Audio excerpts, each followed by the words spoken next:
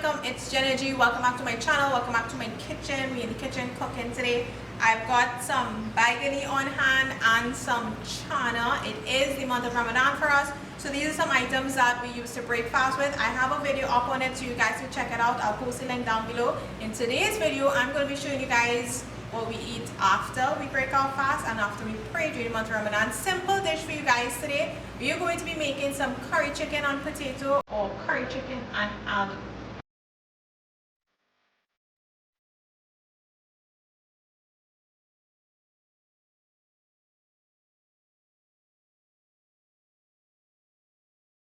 So as usual, let's go through the ingredients we need for this recipe. In this video, we're going to be using some potatoes, some chicken already cut up. I'm going to be using some curry powder, of course, some saffron powder, some ancha masala, a little bit of jeera goes in there as well. I've got my onion, garlic, hot pepper, and I've got my green seasoning already done. Green seasoning is just basically a combination of mostly garlic, hot pepper, pimento, and what we call in Trinidad shadow benny or culantro. It's basically a combination of just a lot of fresh herbs with your garlic and hot pepper, and everybody has their own version of their green seasoning. So the first thing I'm going to be doing is just adding some seasoning to my chicken and a little bit of the jeera, the ancha masala, and some curry powder goes in there as well. So you're just going to mix this up.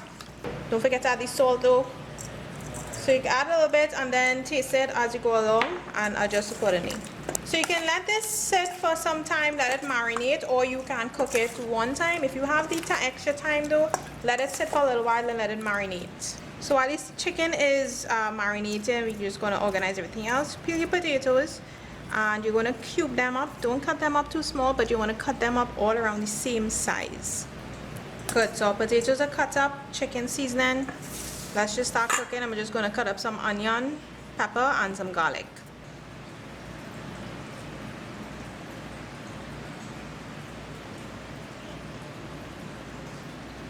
So starting off, I've got my coconut oil in the pot, heating up there. It's nice and hot, so I'm adding in my onions and the garlic, hot pepper.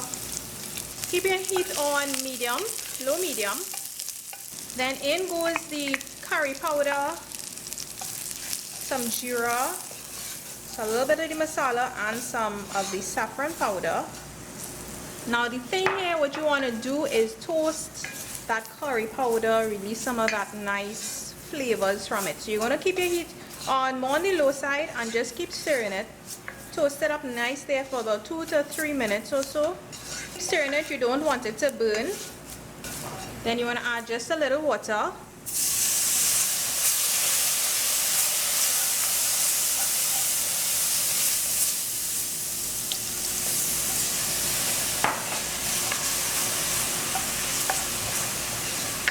When this thickens up, we are going to add in our chicken pieces. Right, so now add the chicken,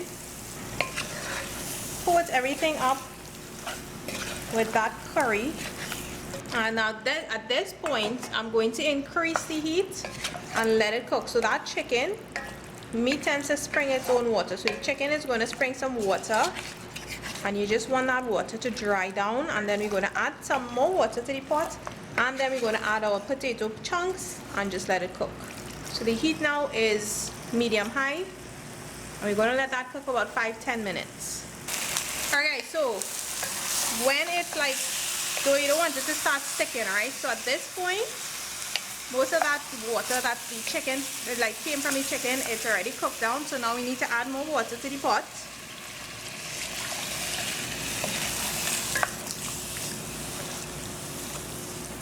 And in goes the potato. So the potato goes in. Now you can add a little salt at this point, and of course later on you can add more and adjust it. Great, so we're going to let that cook down until the potatoes are nice and tender and the chicken is cooked through. About 25 minutes or so. We'll check on it, of course, and if you need to add any more water, you can do so. So I'm going to cover down the pot actually, and I'm just going to let it cook.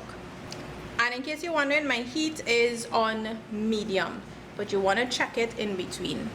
So it's been going for like 15 minutes, guys. So now the cover is off, heat is up, and I'm just going to let it cook down. Enough time for the potato to cook through and for some of that water to evaporate from there.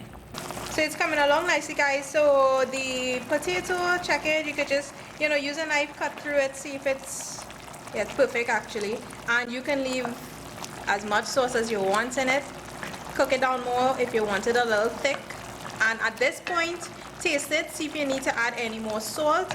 And just to finish off, I like to add a little more green seasoning just to top it all off. And this is fine for me. I am going to turn off the stove because there's enough sauce, and when it cools, it's going to thicken up. So this is perfect because I want some sauce in my chicken and potato with my rice. So our curry chicken and potato, or curry and aloo, is finished, guys. Goes fantastic with rice. So red rice, so that's just what we're gonna have it with.